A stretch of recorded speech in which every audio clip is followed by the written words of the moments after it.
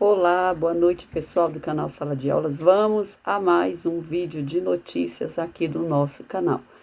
Já peço para você curtir, compartilhar, se inscrever, nos ajudar aqui no fortalecimento do canal do YouTube, para que a gente sempre tenha este mecanismo de educação política, história e reflexão. Vamos lá então.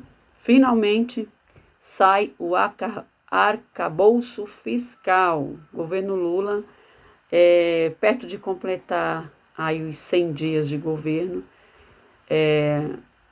mostra o comecinho aí do seu plano econômico, tá? Com o Fernando Haddad. Segundo o ministro, algumas desonerações poderão ser revertidas se quem não paga imposto passar a pagar. Todos nós vamos pagar menos juros. Diz que não haverá aumento generalizado de impostos, mas setores privilegiados serão tributados. É aquela história lá da campanha de colocar o pobre no orçamento e o rico no imposto de renda. Promessa de campanha de Lula. O ministro da Fazenda, Fernando Haddad, negou nesta quinta-feira, durante a apresentação do novo arcabouço fiscal, que o governo irá criar novos impostos, aumentar as alíquotas para cumprir as novas regras fiscais. No entanto, ele assegurou que algumas desonerações para setores específicos podem ser revertidos. Não estamos pensando em criar uma nova CPMF, antigo Imposto sobre Transações Financeiras, nem em onerar a folha de pagamentos, declarou o ministro ao apresentar um novo projeto da lei complementar. De acordo com a reportagem da Agência Brasil, mesmo sem a criação de tributos, o ministro disse que alguns setores que há décadas se beneficiam com desonerações poderão ter incentivos fiscais revistos. Em alguns casos, setores novos ainda não regulamentados poderão ter cobranças de impostos como as apostas esportivas online. Abre aspas aqui para o ministro Fernando Haddad: temos muitos setores demasiadamente favorecidos com regras de décadas. Vamos, ao longo do ano, encaminhar medidas para dar consistência a esse anúncio. E sim, contamos com setores que estão beneficiados e setores novos que não estão regulamentados, como as apostas eletrônicas e esportivas. Vamos fechar os ralos do patrimonialismo brasileiro e acabar com uma série de abusos que foram cometidos contra o Estado brasileiro, fecha aspas aqui para o ministro. E o seu plano trouxe aí, digamos, as repercussões no mercado, né, no tal do mercado. E alguns economistas, logicamente, né, deram sua opinião. Luiz Carlos Trabuco disse que a nova regra fiscal abre espaço para a queda dos juros no Brasil. Infelizmente, né, o presidente do Banco Central, Campos Neto, afirmou hoje uma idiotice total, né? Segundo o Reinaldo Azevedo, jornalista político que eu acompanho e gosto bastante. O Reinaldo Azevedo afirmou que o Campos Neto falou que os juros no Brasil ainda está baixo, que segundo os estudos dele, né, Campos Neto, deveria ser de 26% ao ano. Olha só, 7% já é um absurdo, né? Já seria um absurdo, já seria mais alto do que os outros países do mundo inteiro. 13% é uma aberração. Agora imagina se fosse 26%, né? Realmente uma besteira. E aí o Trabuco fala o seguinte: ele é presidente do Conselho de Administração do Bradesco. Ele elogiou a nova regra fiscal apresentada pelo Haddad. De acordo com o banqueiro, a proposta é uma combinação de restrição de despesa e geração de superávites, o que aumenta a perspectiva de menos pressão fiscal no futuro, abrindo espaço para a queda dos juros. O posicionamento dele foi publicado pela coluna Painel. Ele disse que, ao ser criativa, flexível e simples, a nova regra fiscal representa um avanço e mantém os princípios da Lei de Responsabilidade Fiscal e do teto de gastos. O gradualismo também é um dos pilares de sua lógica, o que representa um aspecto elogiável por permitir uma execução tempestiva sem turbulência. O que ele está dizendo? Ele está dizendo que o arcabouço apresentado pelo governo Lula, né, pelo Fernando Haddad, tem possibilidades dentro da visão dele, de economista, de dar certo, né? E que tem chances boas, gradativas, de recuperar a economia brasileira e de fazer com que o país avance nos próximos anos. O dirigente do Bradesco vê os próximos passos da análise com otimismo, abre aspas, até pela reação positiva das lideranças do Congresso, o plano fiscal tem a oportunidade de ser apreciado objetivamente no andamento da pauta de votações. E então, o que acontece? A gente fica aguardando, né, essas repercutivas e surtirem, aliás, esse novo arcabouço, surtirem o seu efeito, porque realmente nós precisamos que o nosso país decole, né?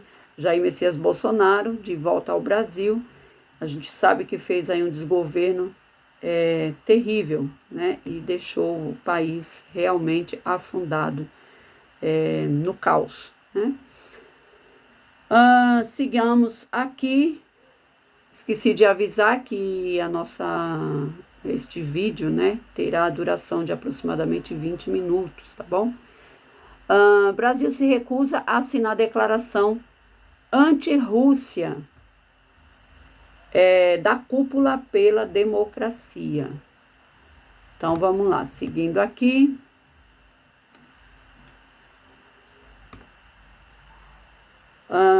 O governo do presidente Lula afirmou que não concorda com o uso da cúpula para condenar as ações da Rússia.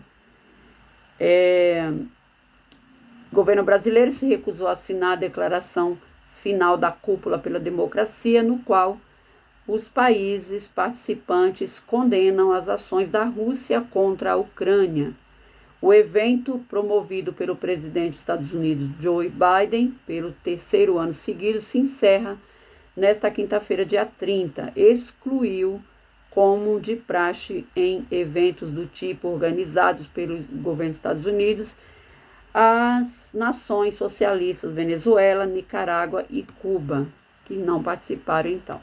Segundo o jornal O Globo, o presidente Lula afirmou em uma carta enviada à cúpula ser contra a instrumentalização política de debates sobre a democracia. Abre aspas aqui para as palavras de Lula na carta. Atravessamos um momento de ameaça de uma nova Guerra Fria e da inevitabilidade de um conflito armado. Todos sabem os custos que a Primeira Guerra teve em gastos com armas, em detrimento de investimentos sociais. A bandeira da defesa da democracia não pode ser utilizada para erguer muros, nem criar divisões. Defender a democracia é lutar pela paz. O diálogo político é o melhor caminho para a construção de consensos, afirmou Lula em sua carta. O que Lula está falando aqui? Que não adianta punir mais ainda, né, a Rússia, e se estão pretendendo a paz. Então, a paz ela é construída com diálogo, com defesa da democracia, e não com punições. As punições não adiantam muito, né, porque o que faz é jogar mais gasolina na fogueira, né, e isso não adianta muito. A declaração final da cúpula lamenta as consequências humanitárias da guerra, que qualifica como uma agressão da Rússia contra a Ucrânia. Cita os ataques contínuos contra a infraestrutura crítica em toda a Ucrânia, com consequências devastadoras para os civis, que aliás é os que mais pagam, né? Os civis são aqueles que mais sofrem com as decisões dos maiorais, né?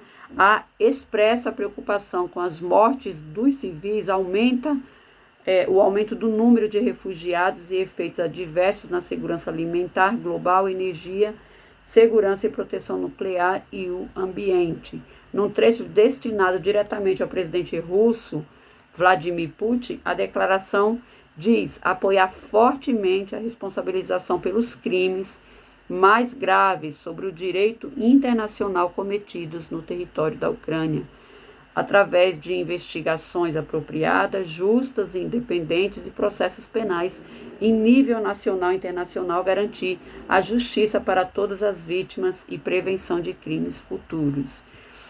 A defesa da democracia, em outro trecho da carta, o Lula afirma que as instituições democráticas precisam ser capazes de resistir a atentados violentos e campanhas de desinformação e discurso de ódio, que frequentemente se valem das redes sociais. Estamos diante de um desafio civilizado ou desafio civilizatório, da mesma forma que a superação das guerras, da economia, da crise climática, da fome e da desigualdade do planeta. O que o Lula está falando? Que a nossa guerra é, antes de tudo, contra a superação das guerras, as crises no clima, a fome e as desigualdades no planeta, e que para resolver esses casos mais importantes, se faz necessário que a gente sente e converse, e não que puna, né, que mande mais armas, né, para a defesa de Ucrânia. Isso não vai resolver muito. O que tem que fazer é baixar a guarda dos dois lados, né, sentar as duas autoridades, né, e mais aquelas pessoas, aqueles governantes que estão dispostos a fazer ali o meio termo, né, a conversar, a colocar as autoridades divergentes, né, para se acertar e a partir disso firmarem acordos internacionais que sejam devidamente cumpridos por uma parte e pela outra. É assim que se resolve os conflitos de guerra, né? Não é jogando mais lenha na fogueira, né? Ou então jogando mais gasolina no fogo, né? Isso não vai resolver. Certíssimo, presidente Lula, e continuamos seguindo aqui fazendo a torcida para que a paz finalmente reine, né, entre os dois países.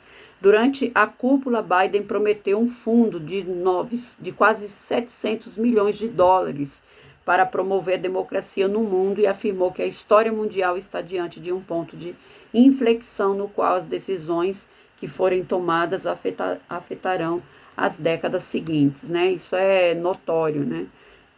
O que faremos agora das nossas vidas, né, da política de cada nação, das decisões, né, que nós tomaremos, repercutirá diretamente na vida nossa e das futuras gerações, né, com toda certeza. Sigamos aqui então. Olha só, né, Marreco de Maringá, veja, o Sérgio Moro está mais uma vez querendo, né, aplicar o golpe. Não é que ele quer ser julgado pelo juiz de primeira instância, ele quer pautar a maneira como a justiça tem que operar no Brasil, né? Sérgio Moro é uma pessoa tão assim desnorteada das ideias. Ele enquanto juiz agia parcialmente. Agora, quanto senador, ele não sabe, parece um peixe fora d'água, né? Eu ouço os discursos dele, né? Até mesmo para poder criticar depois. Eu ouço os discursos dele e eu falo, gente, como é que esse cara assumiu uma vaga de juiz um dia no Ministério Público? E como é que esse cara pode ter sido eleito para senador da República? Realmente, quando ouço a qualidade do discurso de Sérgio Moro, eu, quanto historiadora e geógrafa, fico muito preocupada com a qualidade da educação brasileira, que, olha, está realmente muito triste, tá? é uma falta de consciência política que se repercute nas urnas, elegendo pessoas, né, como este cidadão. Sigamos. Por trás do anúncio de Sérgio Moro de renunciar ao foro privilegiado se esconde a estratégia de defesa para se safar da condenação na Suprema Corte. Ainda mais, se Luiz Inácio Lula da Silva,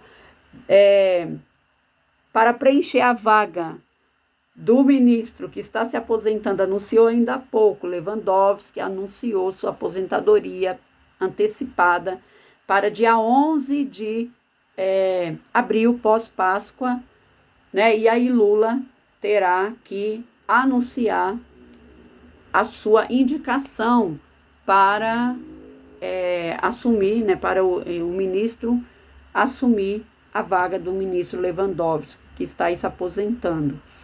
E o Lewandowski é ele quem tem o caso do Moro.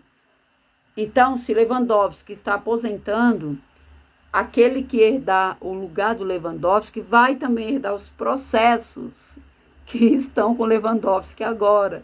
Então, o Sérgio Moro, ele quer se livrar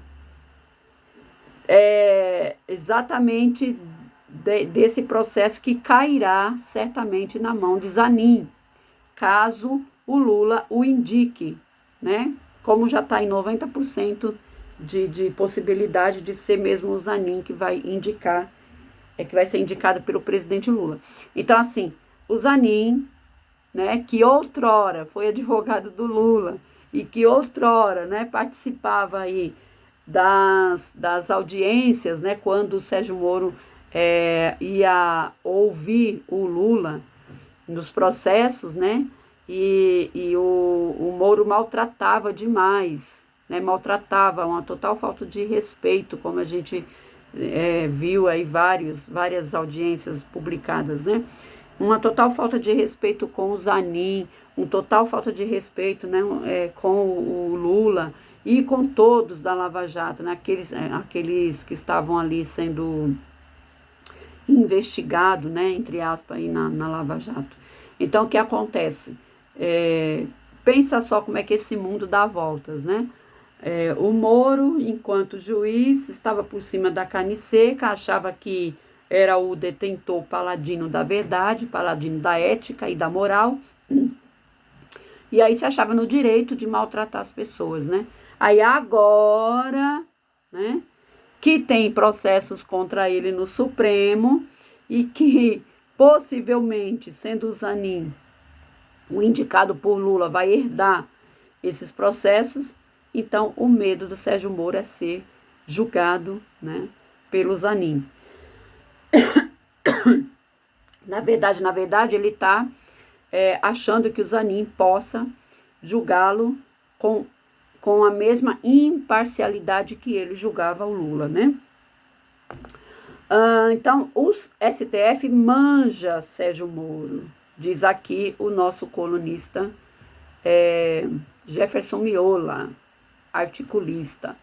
Ele fala, o Supremo manja Sérgio Moro, o ex-juiz foi declarado suspeito pelo STF, o que praticamente equivale a uma sentença de morte na carreira de um juiz. É o reconhecimento de que é absolutamente inadequado para o cargo de juiz, pois é alguém que manipula, corrompe o sistema de justiça. O STF sabe muito bem tudo o que Moro fez nos verões passados, quando chefiava a gangue de Curitiba, e junto com policiais federais, procuradores e conivência da mídia hegemônica, promoveu o maior esquema de corrupção mundial da história, como a imprensa internacional já classificou. No Supremo, portanto, Moro não teria escapatória.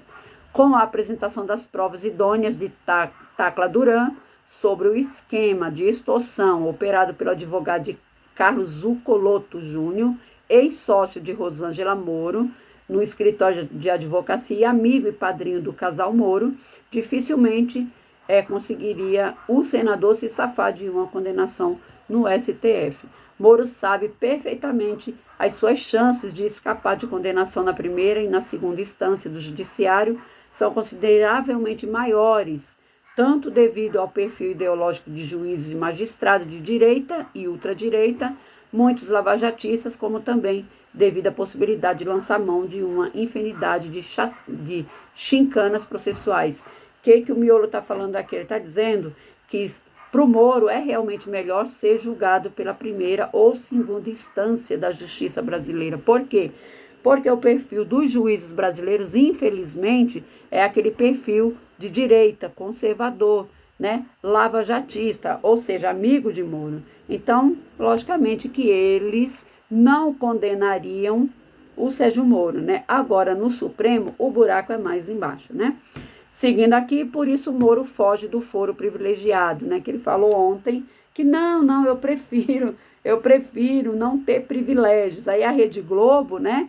Querendo doida para abraçar o Sérgio Moro de novo, a Rede Globo divulgou o seguinte: ai, Sérgio Moro, abre mão do foro privilegiado. Balela, Sérgio Moro não está abrindo mão de foro privilegiado nenhum. Sérgio Moro simplesmente não está querendo ser julgado pelo órgão máximo da Corte Brasileira, porque sabe muito bem que lá ele não terá a menor chance de ser inocentado. Ponto. É só isso. Vamos lá, seguindo aqui. E aviso para vocês, a Anvisa suspende a venda e uso de todos os alimentos da marca Fugini. O que acontece? A marca Fugini, que é aquela que faz massa de tomate, maionese, milho em conserva, tá? Da Fugini, ela foi inspecionada pela Anvisa e foi... como é que se fala? Foi achado, né? Substâncias impróprias, né? E também a forma de higiene que está um pouco precária, tá? Então, foi solicitado que seja suspensa a venda e o uso de todos os produtos da marca Fugini, do grupo Fujita.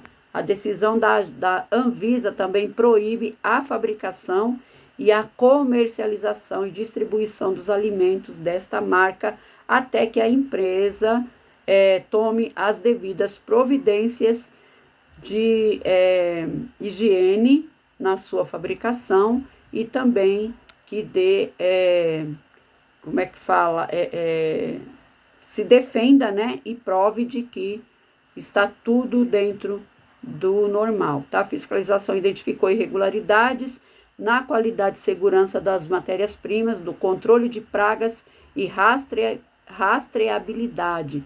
A suspensão valerá até que a empresa adeque o processo de fabricação de seus produtos às boas práticas de fabricação.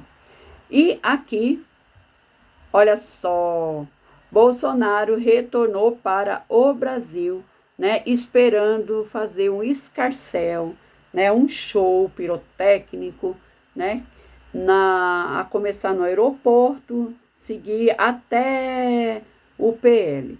Só que não, né? A Polícia Federal foi buscar o cara dentro da aeronave. Disse que ele quis bater boca com a polícia, né? Falando que preferia passar, ser tratado como alguém comum, que ele preferia passar pelo saguão normal, né? Que não queria proteção, não queria nada disso. Só que aí preza-se que ele, como ex-presidente, tenha, sim, né, um tratamento diferente dos comuns, né, dos pobres mortais, como eu e você e todo o resto. Isso aconteceu não é porque é Bolsonaro, né, da polícia ir lá dentro da aeronave buscar ele. Aconteceu porque ele é uma autoridade, né, pública e porque ele é um ex-presidente. Então, quando o Fernando Henrique viajou e voltou para o Brasil, né, depois do seu mandato, aconteceu a mesma coisa. Quando o Fernando Collor viajou e voltou para o Brasil, aconteceu a mesma coisa. O Lula, quando deixou de governar e viajou e voltou, aconteceu a mesma coisa. A Dilma, o Temer, se viajar e voltar. É assim, os ex-presidentes têm esse, digamos, privilégio, tá? É um direito até, está constituído, né, em lei. Por quê? Para que não, digamos assim, não traga perigo à sua pessoa, né? Então, não é porque Bolsonaro é o Bolsonaro, é porque ele é um ex-presidente da República e isso é de praxe, tá? Então, a polícia foi lá, pegou ele dentro da aeronave, conduziu ele para o veículo, saiu por uma saída lateral ao aeroporto, né? Não teve contato com ninguém, foi direto para a sede do partido dele lá, né? Lá tinha uns gatos pingados esperando, e aí lá ele pôde discursar. Então, assim, flopou, né? Disse que no aeroporto tinha mais jornalista e mais policiais, disse que foi designado 150 policiais e uns tanto lá de jornalista, e de bolsominhos mesmo só tinha ali uns 100, né? Então, assim, e que voltaram para casa decepcionado porque não viram o coisa, né? Então, flopou, bem feito, não teve o show pirotécnico, né? E ele teve que se contentar em ficar com mimimi lá dentro do partido, né? Que discursou, que falou que ia fazer oposição a Lula, que o Lula não vai fazer o que quiser no Brasil e blá, blá, blá, blá, blá, aquelas asneiras de sempre, né? Indagado sobre as joias, ele falou que não via nenhum problema, que ele já devolveu as joias e que a única coisa que ele sentiu foi ter devolvido as armas, né, que ele ganhou, mas que tudo bem. Enfim, né, justificativa para os seus bolsominions, né, que acha que tudo está bem, tudo está certo, né, que não vê nenhum vestígio de corrupção, o cara ter recebido 3 estojos, né, milionários de joias da Arábia, né, e depois de ter vendido uma estatal, né. E Gleice define exoneração de Campos Neto da presidência do Banco Central, né? Esse cara realmente é uma lástima, né? O Brasil vai demorar um pouco mais para decolar por conta desse cara que Bolsonaro implantou lá 2 anos atrás, né? Infelizmente. A presidenta do PT, Gleice Hoffmann, defendeu a demissão do presidente do Banco Central através de suas redes sociais. Em um tweet feito nesta quinta-feira, a parlamentar afirmou que a lei brasileira prevê casos de demissão do chefe do órgão que define a taxa de juros. De acordo com a lei complementar 179/21, o presidente da autarquia pode sim ser exonerado caso ocorra comprovado e recorrente desempenho insuficiente para o alcance dos objetivos do BC do Brasil. O que essa lei quer dizer? Quer dizer o seguinte, se o cara está fazendo um bom trabalho, ele não pode ser tirado de lá. Mas se o cara está indo contra a economia, está indo contra o crescimento do Brasil, ou seja, está fazendo uma péssima gestão, ele tem sim que ser tirado, tá? É isso que a Gleice está falando. Sobre a gestão Campos Neto, o Brasil pode enfrentar pelo 3º ano consecutivo uma inflação acima da meta estabelecida pelo governo, que caracteriza o caso previsto na legislação. Abre aspas para Gleice, o BC tem por objetivo fundamental assegurar a estabilidade dos preços. O presidente e os diretores do Banco Central serão exonerados quando apresentarem comprovado e recorrente desempenho insuficiente para o alcance dos objetivos do Banco Central. No 3º ano consecutivo, a inflação estoura a meta, disse a Gleice Hoffmann. Vamos lá. Seguindo aqui, caminhando para o final do nosso vídeo, temos aqui. Olha só, pessoal, um dos privilégios mais antigos, né, que o Brasil tem, desde a época da redemocratização, desde a Constituição de 1988, existe lá um privilégio, né, para quem comete crime ficar em cela especial esperando o julgamento até que esse julgamento aconteça, né, até o trânsito em julgado. Porém, o STF já tem maioria para acabar com a cela especial de presos com ensino superior. O Supremo Tribunal Federal já tem essa maioria de votos para derrubar o direito à prisão especial antes da condenação definitiva para pessoas presas que têm diploma do ensino superior. Até a tarde dessa quinta-feira, 6 ministros já tinham depositado seus votos contrários ao benefício da discussão sobre o tema, o que configura a maioria. Os votos de Alexandre de Moraes, relator do caso, Carmen Lúcia, Dias Toffoli, Edson Fachin, Roberto Barroso e Rosa Weber já são suficientes para garantir a aprovação do texto no Supremo, já que faltam apenas 5 ministros para votar. Então, é possível, né, que esse privilégio, né, dado aí às pessoas que cometem crime e que teriam cela especial até o seu julgamento, né, que esse benefício seja extinto nos próximos anos, tá bom? Ou nos próximos meses. E olha só, o governo Lula faz justiça a a uma vítima da ditadura, tá? Dando aí anistia ao Ivan Valente. Ivan Valente, né, ele recebe anistia e pedido de desculpas oficiais do Estado brasileiro por perseguição na ditadura. Deputado federal obteve, então, hoje, né, nessa quinta-feira, essa anistia política. Ele recebeu o pedido formal de desculpas do Estado brasileiro pela perseguição durante os anos da ditadura militar. A decisão partiu da Comissão de Anistia, que está vinculada ao Ministério dos Direitos Humanos, que realizou sua primeira reunião durante a gestão de Lula e após ter passado por uma reformulação. Os trabalhos foram reabertos às vésperas dos 59 anos do golpe militar do Brasil. O golpe militar do Brasil, né? Amanhã, né? Dia 31, é isso? Amanhã tem 31? Amanhã tem 31, deixa eu ver aqui. Ai, não quer abrir. Bom, a gente sabe muito bem que o golpe foi no último dia de março, né? Porém, os ditadores, né?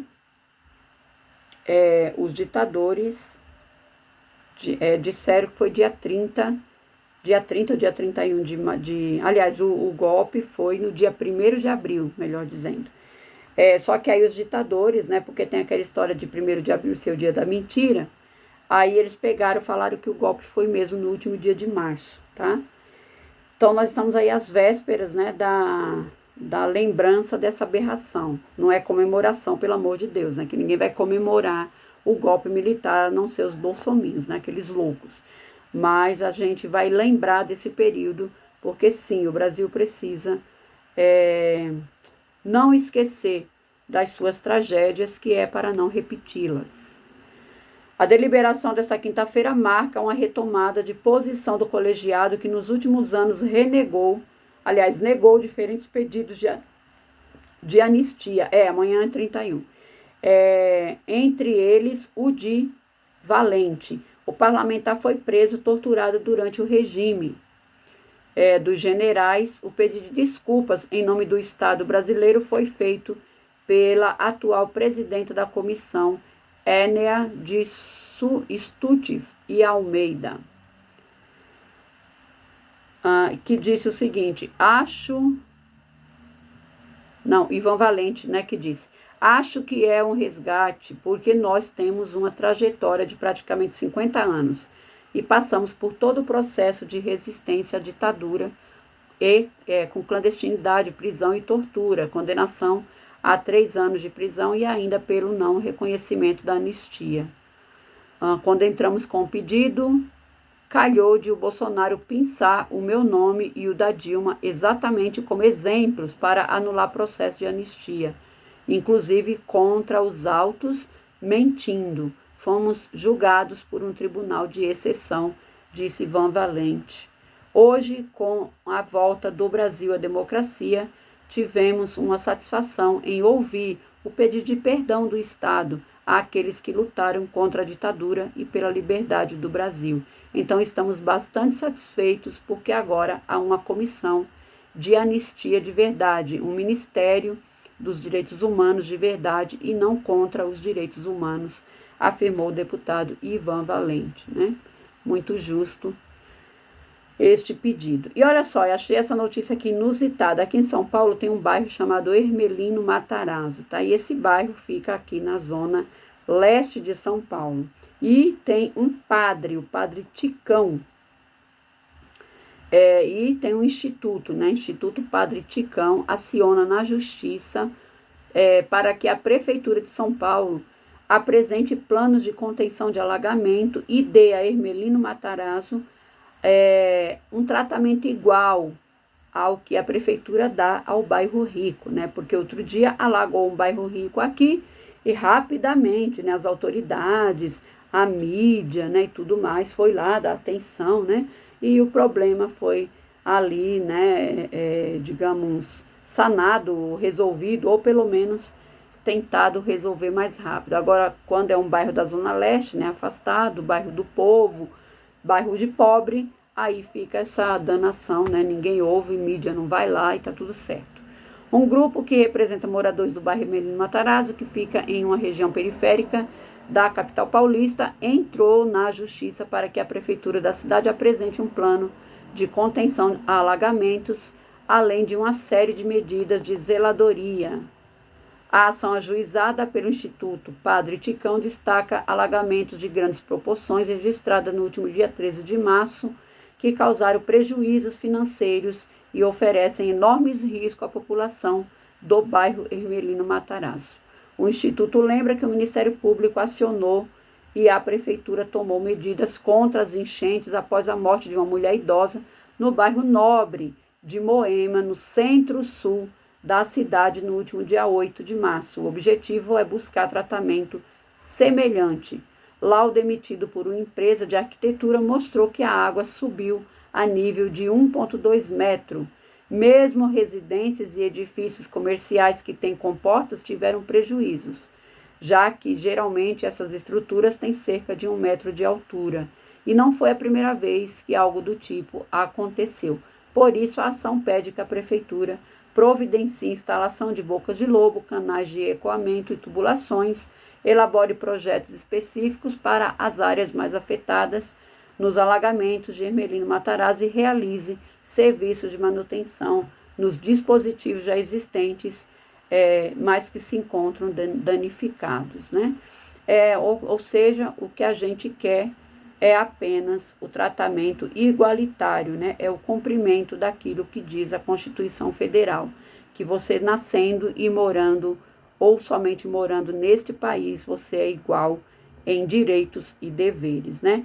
E Padre Ticão já faleceu. Padre Ticão que dá nome ao Instituto, morreu no dia 1º de janeiro de 2021, após uma vida dedicada a apoiar os movimentos populares, tá? E a última notícia aqui, que meu tempo já estourou, peço desculpas para vocês, é o seguinte: a ciência, né? Nada melhor do que a ciência. Que bom que nós estamos agora em um governo que se importa, né, com a ciência. Olha só, ciência e saúde, Brasil vai ampliar produção de mosquitos do bem contra a dengue, a zika e a chikungunya. São insetos, tá, que são criados aí para carregar uma bactéria do bem, chamada Wolbachia, e ela faz perder a capacidade de transmissão do mosquito da dengue, né? E essa bactéria traz aí um método novo, método eficaz, sustentável e seguro.